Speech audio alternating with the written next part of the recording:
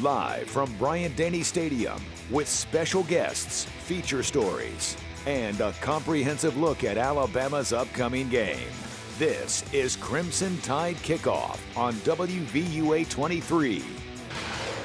Good morning, everybody, and happy Crimson Tide game day. I'm Gary Harris, live inside our WVUA 23 studios inside Bryant-Denny Stadium on the campus of the University of Alabama, and you're watching Crimson Tide Kickoff on WVUA 23. Glad you're with us, and let's go. As always, we begin with Bama headlines.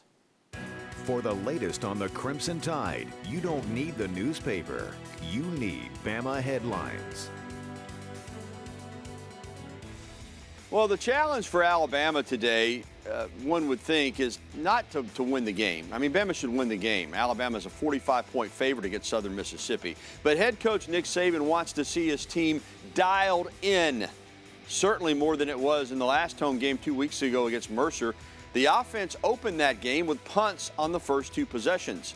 Now, Alabama had fast starts in Atlanta against Miami and a fast start last week in Gainesville against Florida, but not at home against Mercer, so maybe they'll pick that up today. On defense, the Tide has got to get back to its run-stopping ways that we associate with Nick Saban Alabama football teams. Last week, you know, just being honest, Bama got gashed. 245 yards rushing by the Gators, and it was just the second opponent in the Coach Saban era to rush for 4 touchdowns in a game. Fix it today, or that could be a major concern throughout the SEC schedule. We'll discuss Alabama's impressive depth at running back and how all the players at that position are unique. Plus, interviews with Alabama men's tennis coach George Husack, who has really built a good program here. We'll get an early look at the book History Made, the 2020 national champion Alabama Crimson Tide. The author, Tommy Ford, will join us to talk about what makes it a must-have for Crimson Tide football fans. Plus, we'll talk with Lee Roberts, the color analyst for Southern Miss football, in our Behind Enemy Lines segment.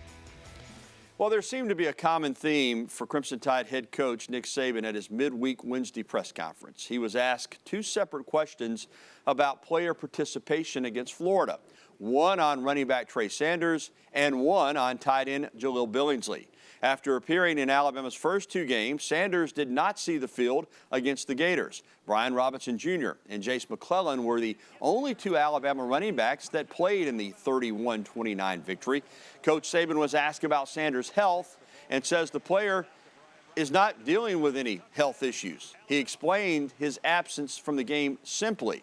Robinson and McClellan were doing the job too well to substitute. When it comes to running backs, whoever's playing well and has a hot hand, that's who we're going to play. That's how it's always been around here. You know, we've had some really good backs in the past that didn't play in games that were third guys because the other 2 guys were rolling and playing good. So there was no plan to play him or not to play him. It's just the way the game worked out.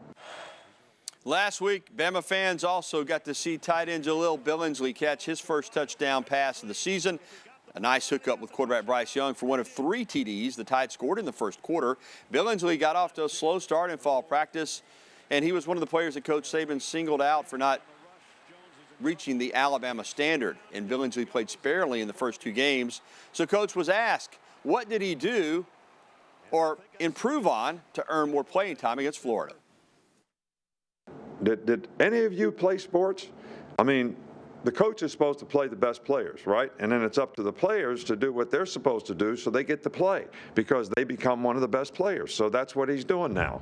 But I don't know, maybe if you didn't play, maybe that's not something that you quite get.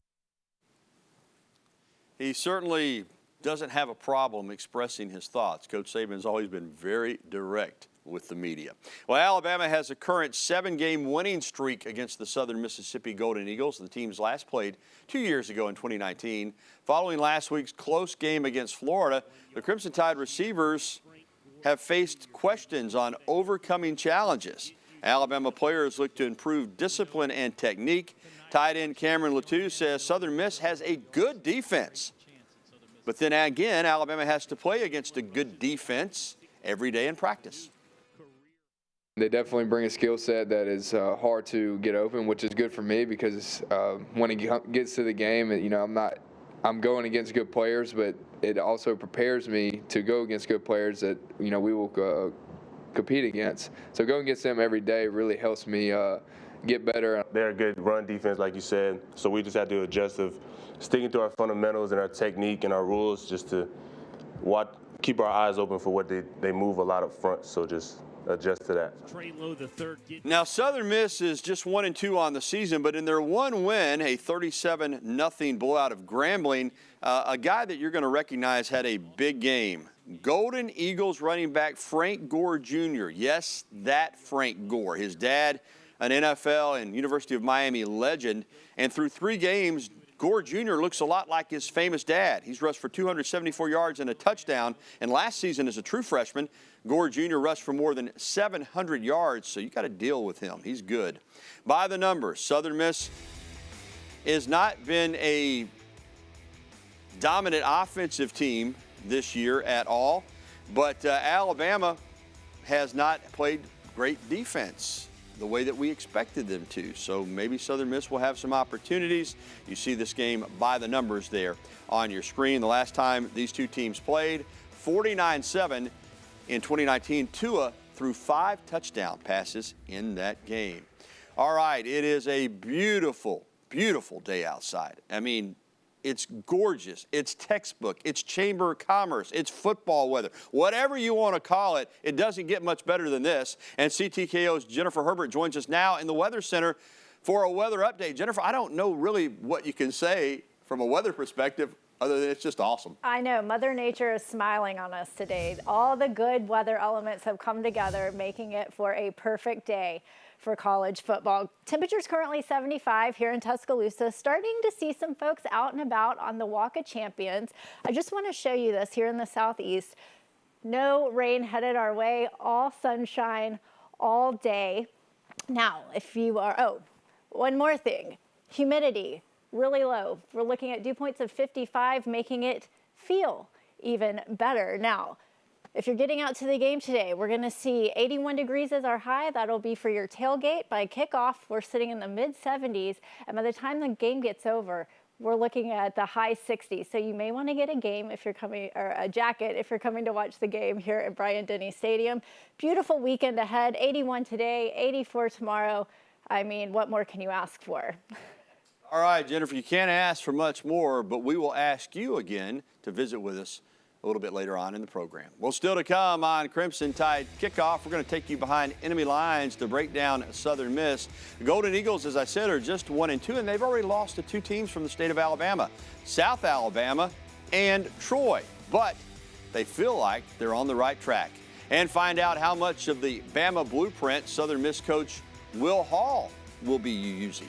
This is interesting as he tries to rebuild the USM football program, maybe in the image of Alabama a little bit. And we'll dive deep into a game day tradition that's been hanging around one local Tuscaloosa business for long over a decade. More Crimson Tide Kickoff is coming up after this. You're watching Crimson Tide Kickoff on WVUA 23. And welcome back to CTKO. I'm Gary Harris, live inside our WVUA 23 studios inside Bryant-Denny Stadium. Well, if you've been on campus at the University of Alabama over the past decade or so for a football game, you probably have seen an interesting window display marking off each of Alabama's football victims at Bama Stuff on the Strip. CTKO's Matthew Travis joins us now in the studio with more. Matthew. Hey Gary, there are a plethora of Alabama clothing stores in and around Tuscaloosa, but there's one in particular that has found a way to stick out. Well, people walking by stop and see it, and we see pictures, people taking pictures all the time. Every day we see somebody taking a picture and laughing. David Jones is the owner of Bama Stuff, an Alabama clothing store that has been in its current spot on the Strip since 1942. And about 15 or so years ago, they started the tradition of hanging Alabama's opponents' mascots for that football season in the window as the Tide's victims and victims in waiting. And it's a tradition that has evolved into something more. I think it started about 15 years ago. We had just a few mascots in the window, the major teams, and then we decided to go with all of them. And if it's a team that we play fairly often, then we have ordered a real mascot for them, like Texas A&M. Otherwise, if we play them just once a decade, we just do a picture of the team. But it's been a real eye catcher. Jones says they have about 25 plus mascots, and the most popular mascot is a tiger, so that is one they always have to make sure they have around, as the Crimson Tide play several tiger teams a year. While the mascot window is a great tradition, Jones told me that it is only half of it. One of the employees gets to move the mascot from the victims in waiting side of the window to the fallen victim side of the window after each Alabama win, and they take great pride in the role. Reporting for CTKO, I'm Matthew Travis. Thank you, Matthew. That is a great look at something kind of just started out kind of innocently and it's just kind of evolved into something now that's must-see when you're on the Strip. Well, to state the obvious, Southern Miss is going to be up against a very heavy pro-Alabama crowd this evening, but the head man of the Golden Eagles may not be as uncomfortable in this environment as you might guess. The first-year head coach Will Hall got his head coaching start just down the road at the University of West Alabama. He was a Tigers assistant from 2008 to 2011 and then took over as the head coach. In 2 seasons, UWA won the Gulf South Conference Championship and advanced to the Division II football playoffs both times. Back then, the only football trips to Tuscaloosa weren't for Saturday games. They were for off-season film study sessions. Yeah, Will Hall got very familiar with the process. So the way we're building the program is very, very similar to the way they built that there and, you know, off of his tree and how they built it, because I was able to be at West Al for 6 years. The 6 years they were building that program was the 6 years I was at West Al, and I was up there all the time. Had some really dear friends that worked there, and, you know, we've got some guys on our staff that come from that tree as well. So, you know, I'm not connected to Coach Saban per se from having to work with him, but a lot of people that have worked for him and been under him, and then, like I said, I was in those offices as much as I could be for over a 6 year time period. Good young football coach. Here's another USM coach that UWA fans will recognize. Desmond Lindsay is the Eagles wide receivers coach and passing game coordinator. He's a former UWA player and coach. Lindsay was on the UWA staff all the 6 seasons that Hall was there, and when Hall got promoted to the head coach in 2011, he made Lindsay his assistant head coach and recruiting coordinator. Lindsay also spent time on Hall's staff at West Georgia and, of course, now at Southern Mississippi. Well, here is Will Hall's path to becoming a head coach at the FBS level. He had tremendous success at West Alabama and then West Georgia, but he made the decision that if he wanted a shot to be the head coach of a FBS program, he needed to get back to becoming an assistant at the FBS level. He left his job as head coach at West Georgia to be an offensive coordinator at Louisiana University down there in Lafayette, Louisiana. Then he took another assistant coaching job at Memphis in 2018 before becoming an offensive coordinator at Tulane in 2019, and that's really where he got a lot of attention. In both seasons with the Green Wave, the running game ranked in the top 20 nationally. Now he is a head man, and as I said, he is an impressive young coach. I think he's going to get USM back to its winning ways sooner rather than later. Well, still to come on Crimson Tide Kickoff, Alabama soccer gets in the SEC win column. We'll show you. And could Alabama tennis be ready to move up in the conference rankings? Crimson Tide head coach George Husack, who is a phenomenal coach, previews the season coming up next. So stick around. More CTKO right after this.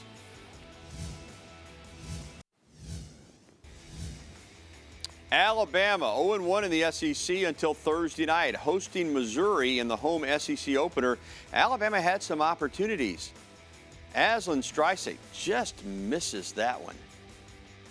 But no score into the 66th minute, but here comes the Tide. Cade Henderson is going to fire off a shot from the 6-yard box, and Alabama goes up 1-0. But after waiting 66 minutes for a goal, we came right back with another one. Missouri tied it up in the 67th minute, but Alabama got a goal by Riley Tanner in the 85th minute. The Tide gets a big win, 2-1 over Mizzou. And welcome back into Crimson Tide Kickoff. I'm Gary Harris. Alabama men's tennis opened the fall season last weekend with its Fall 4 All Tournament. Head coach George Husack built this year's team different from years past. There are only eight players on the roster. The smaller roster makes sure the players know where they stand, and there's no question of who is going to be in the match lineup. Earlier this week, CTKO's Javon Williams had a chance to interview the Alabama men's head tennis coach, George Husack. Thanks, Gary. Alabama men's tennis opened its season last weekend with its fall tournament. Between singles and doubles, Alabama scored 24 wins in the three-day tournament. Head coach George Husack is here to talk about the start and the season. Coach Husack, thank you so much for joining us. And thanks for having me. No problem. You called your team's performance last weekend solid. What were some of your main takeaways? Well, number one, the guys really embraced the competition. They've been practicing for quite a while.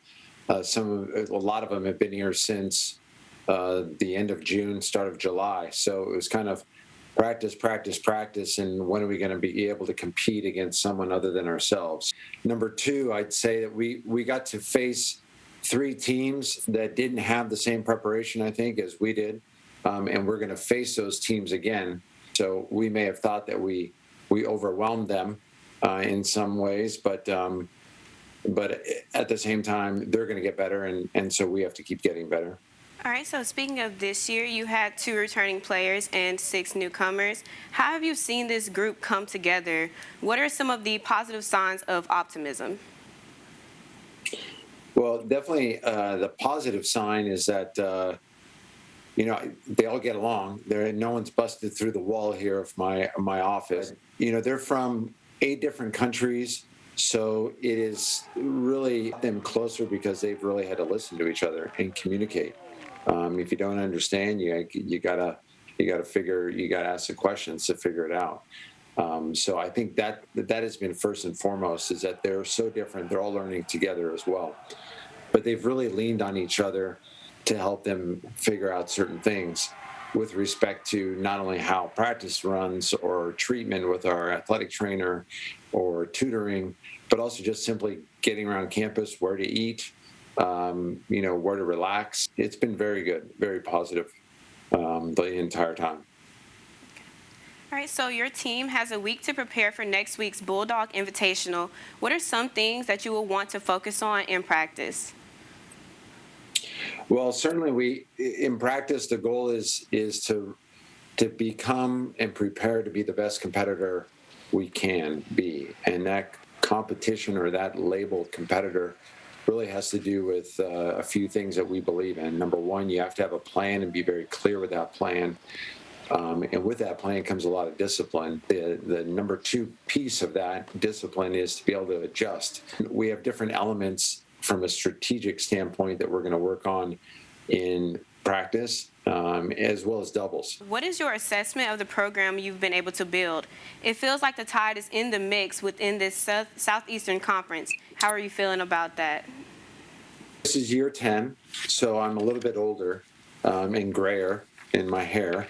First couple of years, we made some advancements and some progress, and then it took me a few years to kind of figure out the right mix, and so we started over in 2017, and since 2018 and beyond, we've been in that top 20 to top 25 mix. We want to start creeping to the 15, to the top 10 and top 5. So we've got expectations, but those goals don't happen and expectations aren't met unless we take care of our practices. We spend 75% of our time practicing, and so we need to really practice with purpose.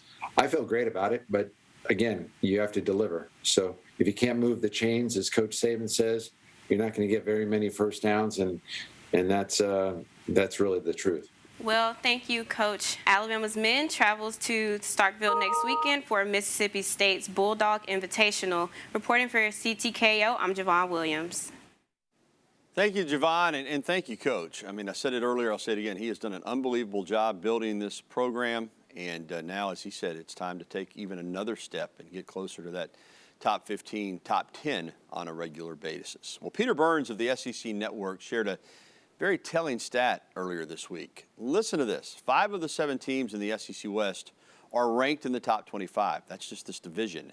That's more teams ranked than the entire Atlantic Coast Conference and Pac-12 combined. For more SEC news and info that you'll enjoy, here's Crimson Tide Kickoff producer Stu McCann with this week's around the SEC. There's a built-in level of difficulty within the Southeastern Conference. Half of the league is currently ranked, so in the top 25. That means the conference is bound to be a gauntlet. Arkansas head coach Sam Pittman knows this, but that doesn't mean he can't remind us. The Razorbacks open SEC play today, hosting 7th-ranked Texas A&M. Next week, it's a road game at number 2 Georgia, then a trip to 13th-ranked Ole Miss, and a home game against 23rd-ranked Auburn.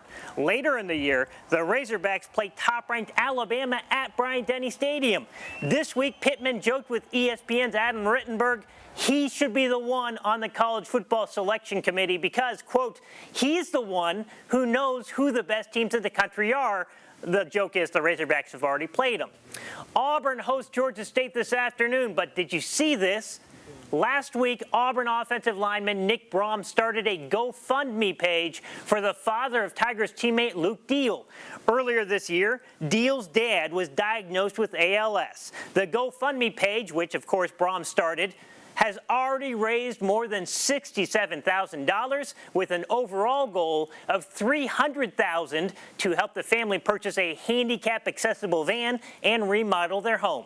You don't often get too many people to do what Nick's done, and just being there for me and spreading the word like he has, and the love and support that I've felt from his family, from my teammates, and that my family has felt from the entire Auburn community has been just, it's been so unreal.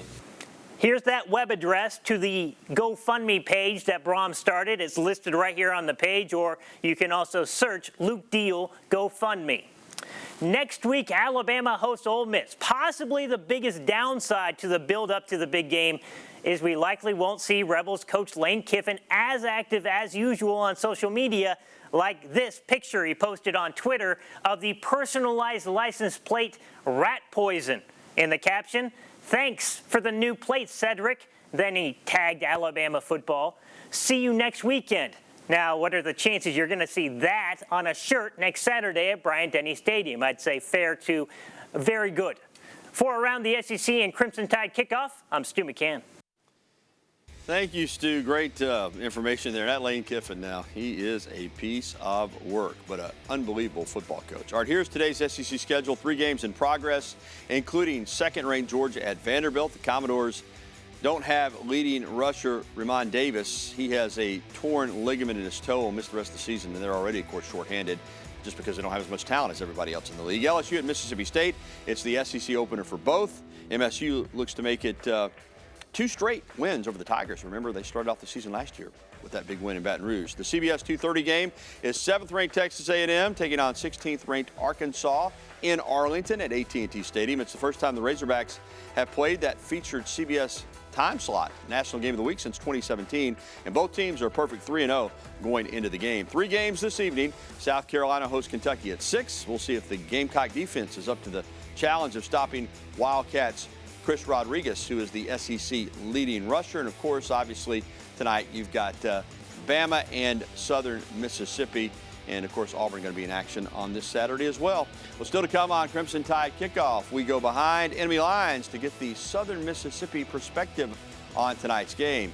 And Southern Miss is not an SEC rival and doesn't have the tradition of those games in the SEC for Alabama, but it's had some incredible moments. We'll look back at one of those very special ones coming up on CTKO.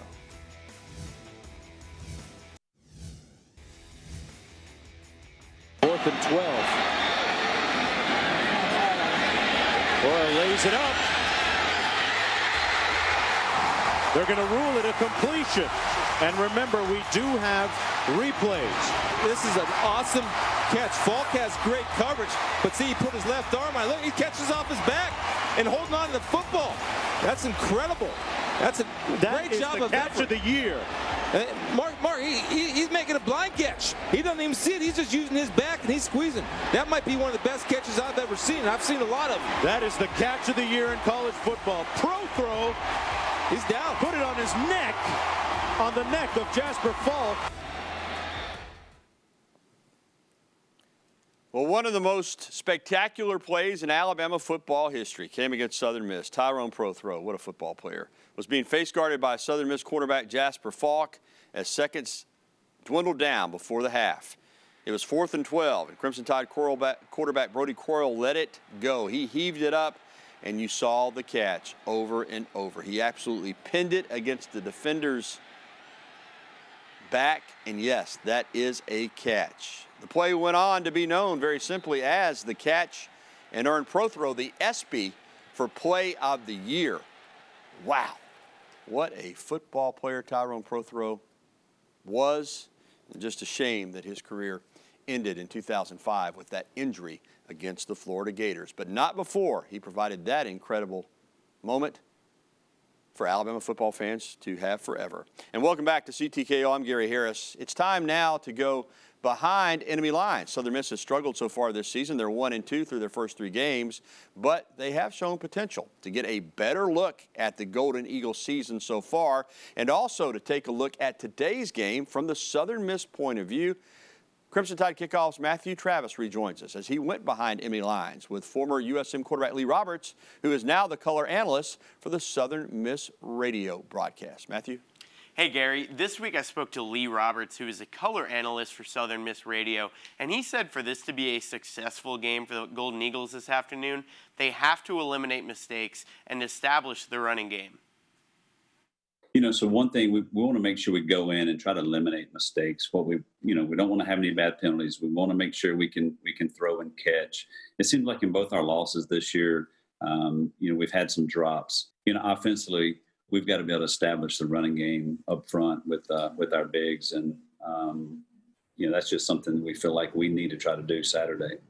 Not only is Southern Miss going into their toughest game of the season, but they're doing so with a quarterback who is making his second career college start in Ty Keyes. And Roberts told me he just hopes to see Keyes play smart football. Just want to make sure he goes in and plays smart football. Alabama's going to make some plays. They're going to make some plays on the offensive line. They're going to get to him. They're going to pressure him. They're going to make plays in the back end, and just want to see him stay composed. And if he makes a mistake, to go to the sideline, talk over Coach Hall, and then go out and try to correct it. And that's the biggest thing. Southern Miss hasn't exactly gotten off to a great start this season, as they are 1-2 through 3 games. But Roberts told me first-year head coach Will Hall wants to take the Golden Eagles back to where they used to be over the next couple of seasons.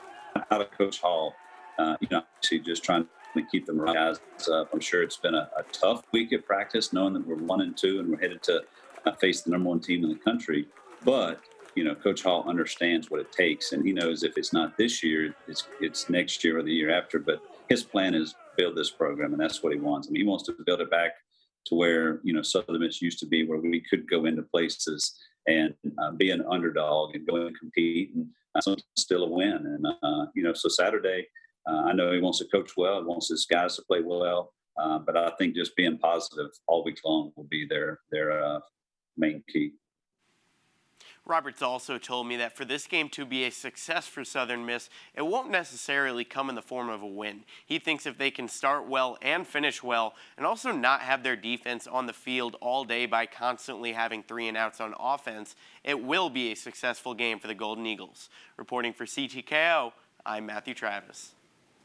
Awesome, Matthew. A little note on Lee Roberts. I remember him well. In the mid-'90s, he led them to a Conference USA championship, threw for over 6,000 yards in his career. So he was a really good player there when Southern Miss was stout. All right, still to come on Crimson Tide Kickoff. Much more on the program, and we're going to keep you informed, hopefully educated and entertained all at the same time. We'll be back with more CTKO right after this.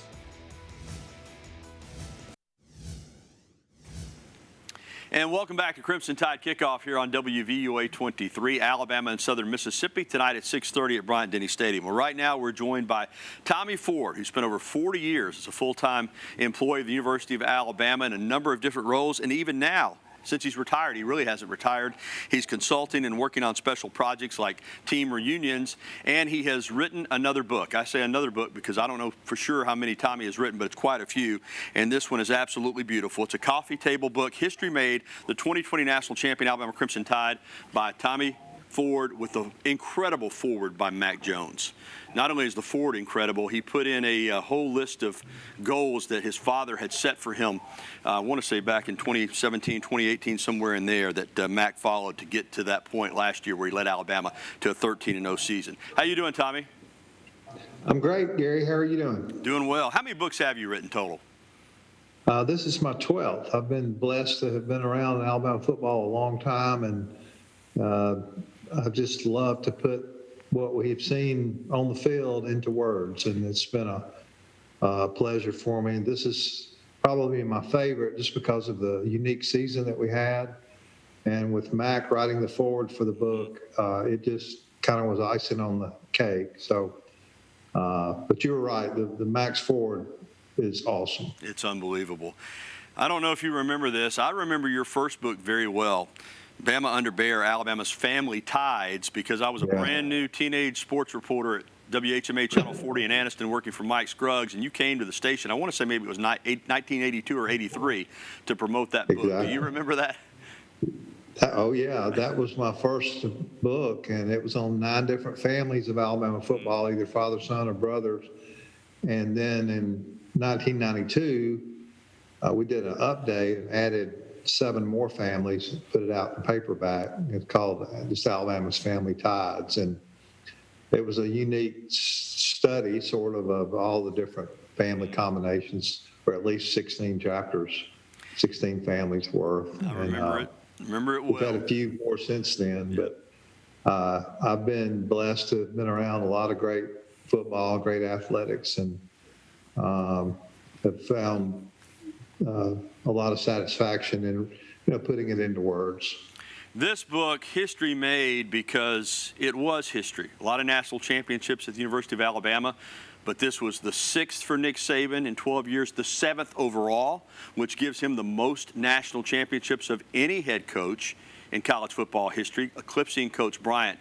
So I love the title of the book because they're all special, but this one was making history in the process. It really was. And, we got that name from the T-shirts that the players wore immediately after the game. Nike had provided history-made T-shirts for all the players. They're black T-shirts, and we were kind of struggling to come up with a name for the book, and decided to, well, hey, let's try that. And I ran it up the ladder to the publishers, and they loved it, and it turned out well. And with Mac writing the forward, and then, as you know, the photography is unbelievable. Kent Gedley and his staff did a great job. It's the only officially licensed book on the 2020 championship. And Kent can get in the locker rooms, in the tunnels, in the team meetings. And that's what makes it unique. There's probably, of the 150 photos, there's probably 30 of them that no one could have made except Kent. No regular photographer could have been in those meetings or have that access. And the book starts with the unbelievable COVID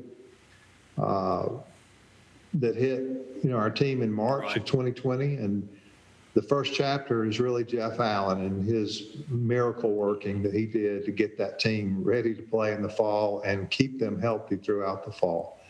So Jeff played a huge role in the success of that 2020 championship. So the whole first chapter has to do with when it shut down and how Dr. Ray and David Ballou helped with the strength and conditioning when the players were away for a while, and all the testing and protocols and all the things they went through to keep healthy through the summer and on into the fall. And then we do a chronological game-by-game summaries with great photos and kind of, climaxing there at the end with the Ohio State game. Yeah, it's phenomenal. And as you said, the photos are unbelievable. And there's great text. I haven't had a chance to read it. I just got it in fact, today, and looked over it prior to the interview and read the forward. But I'm familiar with your work. It's beautiful. You can set it out on the coffee table, as I said, and even if people don't have time to read it, you'll just be mesmerized by the pictures. All right, Tommy, important order of business here. History Made is available now for pre-order with Books A Million, Whitman, and Amazon. Of course, the Whitman, great publishing company, has put it out, so folks can go ahead and pre-order it now. When will it be available in for just regular purchase? Well, I know this expression has been overused all my life, but the books have literally been on a slow boat from China. And they were printed in China, and it's my understanding they were to have hit the States today or tomorrow. So I'm hoping that within a week or two, they will be in all the bookstores. But people can pre-order now through, as you said, Whitman, Amazon, and Books A Million. Well, if you're an Alabama fan, you're going to want to purchase History Made, the 2020 national champion Alabama Crimson Tide. Tommy Ford, the author, great, incredible forward by Mac Jones. Get it now and cherish this championship forevermore. Thank you so much, Tommy. Good to catch up. Thank you. Take care, Gary. All right, and we'll be back with more CTKO right after this.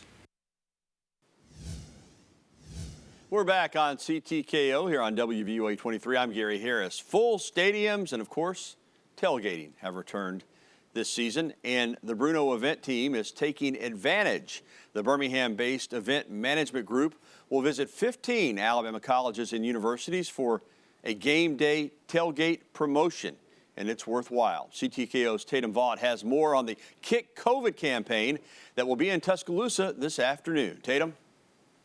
Thanks, Gary. The Alabama Department of Public Health and the Bruno event team are partnering up to find new ways to get Alabama residents vaccinated.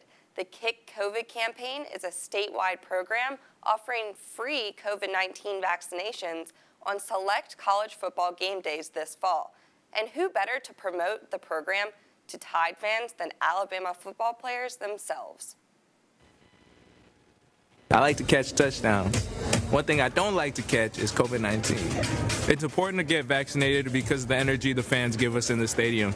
So please do your part in getting vaccinated so that you can help our team. For more information, visit kickcovid19.com.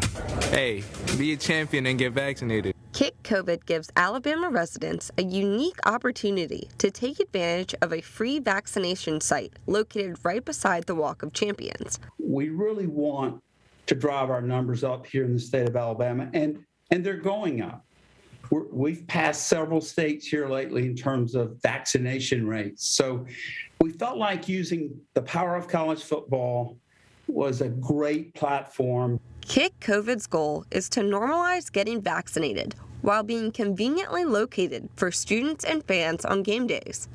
Hallman believes that the power of sport has the ability to convince people to get their shots. It's peer groups or influencer groups that drive behavior, and there's no better influencer group for Alabama fans than Alabama football players. So that's why we ended up with the program we have. Kick COVID will be visiting all 15 college football programs in the state of Alabama, but this will be the only time to take advantage of the opportunity in Tuscaloosa.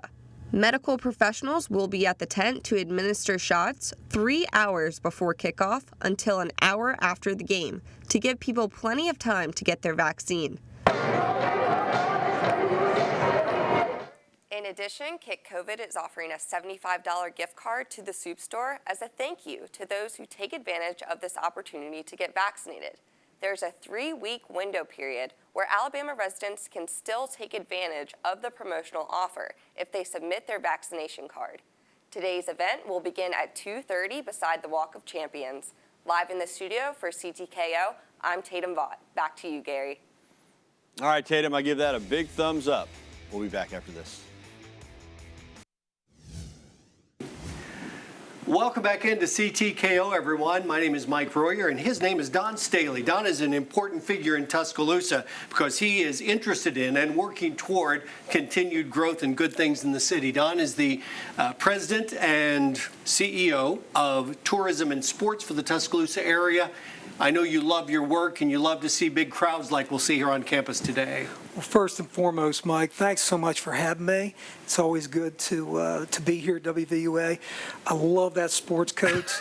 Don't leave it sitting on a chair, okay? We're close to the same size, maybe. Yeah, you're welcome to borrow it. Besides big football days, which I know are important to you because you want people to come to Tuscaloosa and have a good experience. We've been through a difficult time, and we can fill up our stadium. The question is, can our hotels and restaurants and other entities handle these crowds? Thank you so much for bringing that up, because, I know that what the Chamber of Commerce, Jim Page, the CEO over there, and Donnie Jones, Workforce Development, they're working hand in hand with people in the community, our restaurants, our hotels. Kelsey Rush from my staff is working also with Shelton State. We're trying to put together a job fair which is already paying dividends. I think Kelsey said that they've already had about 600 hits already for jobs. The important part of that is we need for the folks coming into Tuscaloosa this weekend to be patient. Be patient with the hotel staff. Please be patient with the restaurants, because we're understaffed. We're trying to get back up to speed. Just imagine what it was like this summer if you went to the beach. It was really tough down there at the beach.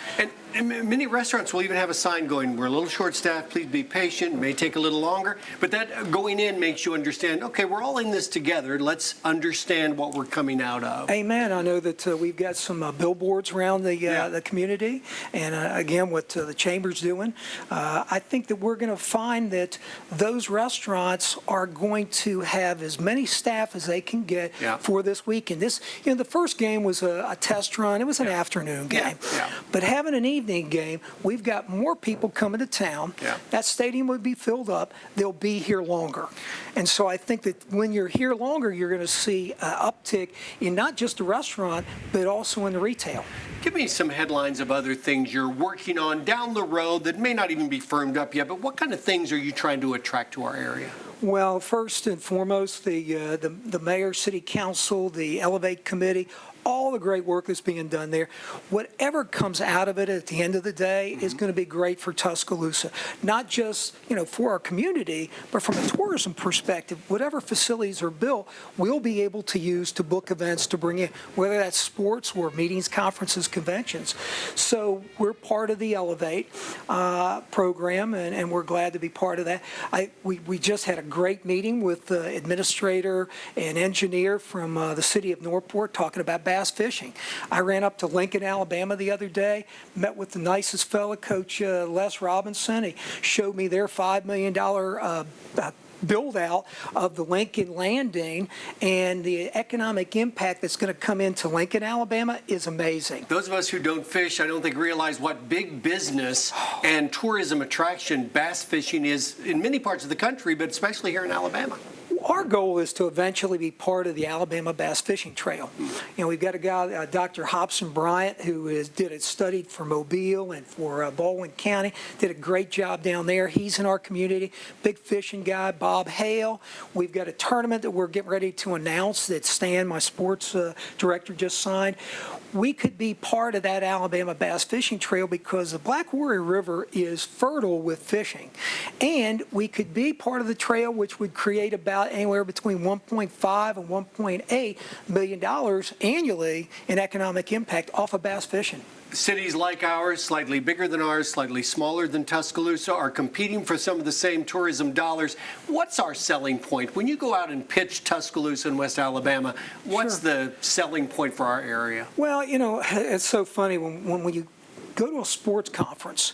You don't have to tell those sports people who have got all these different events that want to come to different cities where Tuscaloosa is. Exactly. We're the city of champions. They know about Coach Saban. They know about Bear Bryant. They know how good we are. On the tourism side of the house now, you'd be surprised. There's a lot of folks that you have to tell them where Tuscaloosa actually is. What are amenities? We talk about football. We talk about the Mercedes, of course. You've got incredible university itself, academically, this TV station, and you've got, of course, across the river with Northport, all the things that they're doing there. But we've got great outdoor.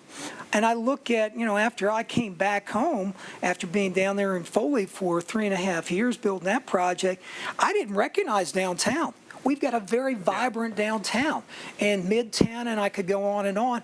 What we've got here is something special, and when we go to these trade shows, we open up the video, and more times than not, people go, oh my gosh, I didn't realize. Well, no one better to lead that charge for tourism than sports than Don Staley. We appreciate your time today. Thanks for the good work you do, and roll tide. Roll tide. Thank you so much. Let's go back to Gary now on CTKO. Thanks, Mike. A couple of pros right there. Final check of the forecast when we come back. So, we need to play to our standard. We need to do the things that we do well. It's always great to, play at Bryant-Denny Stadium, to be home. I'd like to, see our fans, have some passion and enthusiasm and energy for this team. And I think it would be helpful to them. All right, here's a look at your weather before the game. Currently 77, starting to see some foot traffic pick up outside of Bryant-Denny Stadium. Will warm up into the mid-80s today. For your tailgating, 81. 6:30 kickoff, 75, and we'll end the game at 67 degrees. So take a jacket and enjoy it. Gary?